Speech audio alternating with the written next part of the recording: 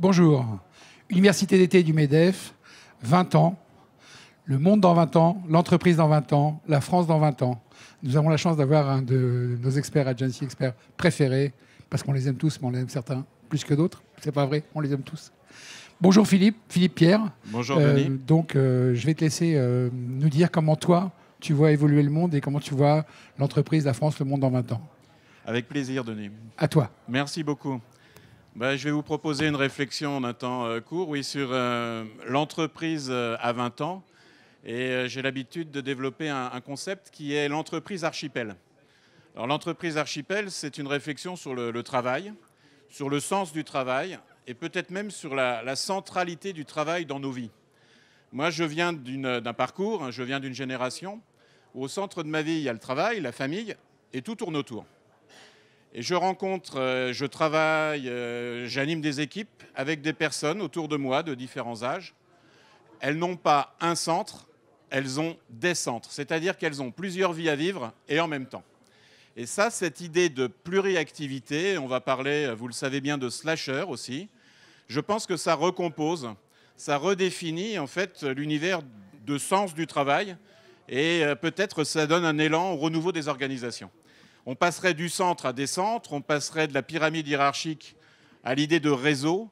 Et d'une certaine manière, un manager intégrant et novateur, c'est quelqu'un qui arriverait à faire coexister autour de lui des gens réellement différents. Alors cette entreprise archipel, cette idée qu'on est de plus en plus à vouloir vivre nos vies en différents endroits, en différents lieux professionnels, je pense que ce n'est pas simplement l'apanage des jeunes générations. Je pense que nous sommes un certain nombre, plus anciens, plus âgés, à vouloir passer du centre à des centres, à avoir plusieurs vies professionnelles en même temps. Et c'est quelque chose, moi, que j'observe aussi dans les grandes organisations, c'est vrai, mais aussi dans les PME. Je me souviens, il y a quelques jours, d'un patron de PME dans une région où un bassin d'emploi difficile parce que l'attractivité n'était pas évidente, faire venir en fait dans ses équipes des personnes qui rentrent dans une organisation selon un modèle dans quelques instants que j'appellerais de la loyauté. Quand on rentre dans l'organisation, c'est pour y faire carrière longtemps. Et à ce moment-là, on a une seule activité professionnelle. Eh bien, je me souviens d'un expert comptable, un dirigeant d'expert comptable, qui avait 5 entités dans la région et qui me dit « Philippe, ton concept d'entreprise archipel, ça évoque pour moi des choses. Il n'y a pas plus tard que 10 jours, j'ai un expert comptable qui démarre sa carrière. Il venait d'être diplômé, il avait fait ses différents stages, un homme de qualité, enfin de toute évidence. Et ce dirigeant me dit « Je l'ai dans mon bureau ». Et on a une conversation qui est belle, un entretien de recrutement assez classique finalement. Et à la fin de l'entretien, l'expert comptable, d'une certaine manière, renverse le bras de fer et dit à ce dirigeant « Je viens chez vous, mais il faut que je vous dise quelque chose. Moi, lundi, mardi, mercredi, je vais venir en fait chez vous et je serai à 110%. Il n'y a pas de problème, vous pouvez compter sur moi. Le jeudi, ma passion, parce que je n'ai pas que l'expertise comptable dans ma vie, j'ai une passion, c'est la sculpture. Et j'ai tellement nourri cette passion que ça fait quelques mois maintenant que j'ai un site internet sur lequel je vends mes œuvres. Et je fais de la formation aussi à de jeunes qui aiment la sculpture. Deuxième îlot de l'archipel. Deuxième, en quelque sorte, horizon professionnel. Deuxième scène sur laquelle cette personne souhaite se déployer. Et puis, ce jeune qui a suivi l'expertise comptable et qui est dans l'entretien de recrutement ajoute le vendredi, pour donner du sens à ma vie, je souhaite en fait distribuer des repas dans une association. Là, ça me fait plaisir de partager en quelques minutes avec vous cette perspective. On fait face à des jeunes, mais pas simplement des jeunes, qui n'ont pas une vie professionnelle, ils ont plusieurs investissements professionnels sur différents champs. Et cette entreprise archipel, je pense que les dirigeants, les managers, les partenaires sociaux doivent en prendre la mesure. Dans mes travaux de consultant, d'enseignant, je distingue 5 modèles d'organisation que je vais vous présenter en quelques secondes.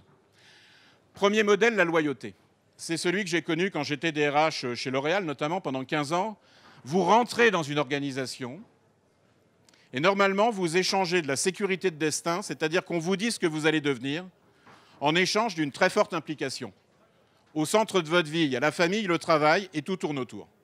Là, on est dans un modèle de la loyauté qui est prévisible, qui n'a pas disparu totalement avec la jeune génération. C'est quelque chose, il faut toujours veiller à ne pas être Y-écologue. L'Y-cologue, c'est quelqu'un qui prend au sérieux l'idée qu'on est en train de vivre une mutation uniforme et que les jeunes nous amènent à un seul autre modèle. Ce n'est pas du tout ce que je crois. Le modèle de la loyauté, c'est un modèle en fait de l'emploi de long terme, dans lequel, a priori, si ça se passe bien, vous échangez cette sécurité contre une très forte implication. Deuxième modèle d'organisation, et les dirigeants, les partenaires sociaux vont avoir à gérer cette pluralité de modèles. C'est le modèle de l'employabilité. Là, ce n'est pas votre chef, ce n'est pas l'entreprise qui fait votre carrière, c'est le chasseur de tête. Et c'est votre mobilité à vous. Vous devenez entrepreneur en quelque sorte de votre parcours. Mobilité géographique. Dans les années 80, on nous a dit pour faire carrière, il faut bouger. Mobilité professionnelle. Il va falloir se former tout au long de la vie. Et on nous a dit que c'était un enjeu de toute une existence. Et mobilité familiale. Alors là, on voit dans nos équipes de plus en plus surgir la multirésidentialité. Vous travaillez la semaine en un lieu et vous retrouvez votre conjoint et votre famille le week-end.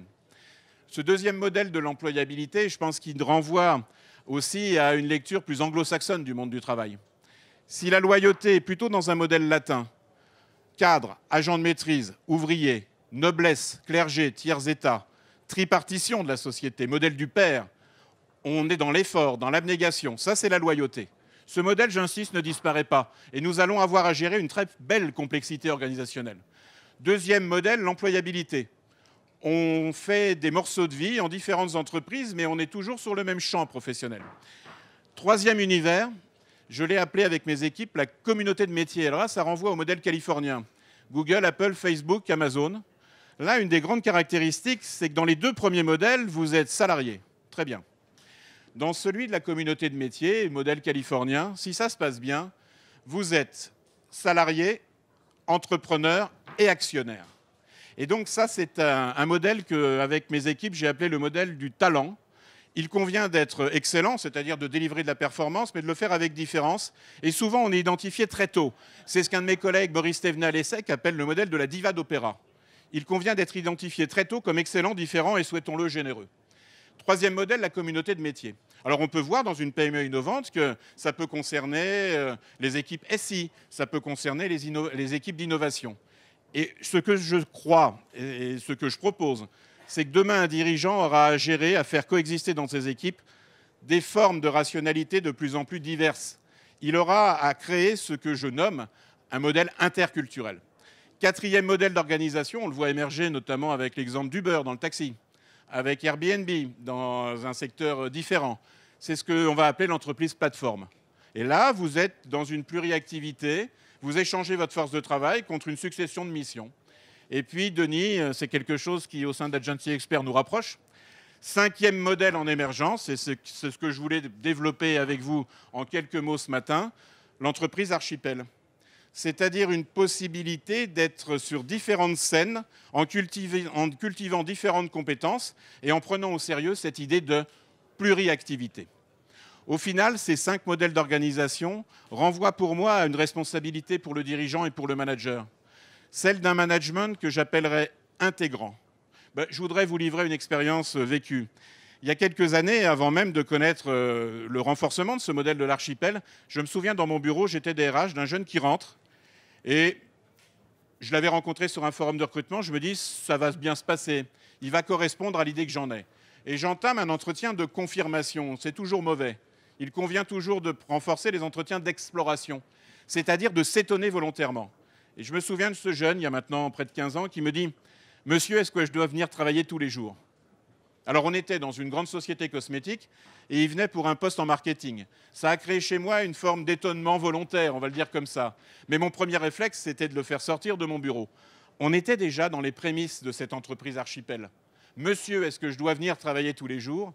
C'était la confrontation pour moi assez forte entre moi qui était dans le modèle culturel du présentéisme. J'accordais du crédit à des gens qui étaient dans mon viseur. Et lui, en fait, qui avait envie de vivre plusieurs vies professionnelles en même temps.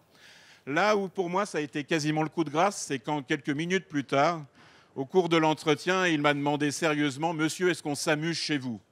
Alors là, j'ai compris chez lui que la dimension plaisir, la dimension activité, qui est liée, mariée en fait, au fait d'apprendre et d'apprendre à apprendre, était véritablement centrale pour lui. Alors à la fin de l'entretien, ça c'est ce que je crois qu'il faut faire avec des personnes qui sont excellentes et différentes. On saura plus tard si elles sont talentueuses, c'est-à-dire généreuses. J'ai marché avec lui et je me souviens en fait qu'en marchant avec cet homme, d'une certaine manière, j'ai essayé de découvrir chez lui d'autres caractéristiques. Je crois beaucoup à ça. Quand on marche avec quelqu'un, comme dans la philosophie grecque, les péripatéticiens, on invente en quelque sorte un avenir différent. Et à la fin de notre marche, en quelque sorte, de quelques minutes au sein de l'entreprise, je me souviens qu'il m'a pris par la manche et il m'a dit « Si je viens chez vous », c'est ce qu'on pourrait presque appeler dans notre société le renversement de la présomption de compétence. C'est lui qui décide de venir chez l'employeur. Si je viens chez vous, il faut que je vous dise, ça fait quelques semaines en fait que je m'investis de plus en plus dans une association d'aide au logement. Et je pense que le vendredi, je ne serai pas systématiquement avec vous.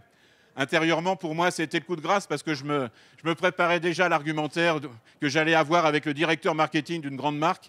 Mais en même temps, j'ai beaucoup appris. C'est que j'ai vu émerger avec ce garçon, puis plus tard avec de nombreuses pépites, des ressources, les prémices de ce que j'appelle l'entreprise archipel et qui nous appelle, Denis, à un management intégrant, novateur et tout simplement interculturel. Je vous remercie pour votre attention. Je terminerai par les mots d'un anthropologue, ethnologue qui a écrit jusqu'à 99 ans. Ça nous amène à penser toujours que le talent n'a pas d'âge. Rimbaud l'a perdu à 18 ans et Claude Lévi-Strauss, à 99 ans, nous a donné à penser cette phrase qui, pour moi, est toujours une belle orientation. L'important n'est pas d'ouvrir à la raison, l'important est de s'ouvrir à la raison des autres. Et c'est ce que je nous souhaite tous les matins du monde pour pouvoir en fait donner sa chance à l'intégration des différences. Je vous remercie.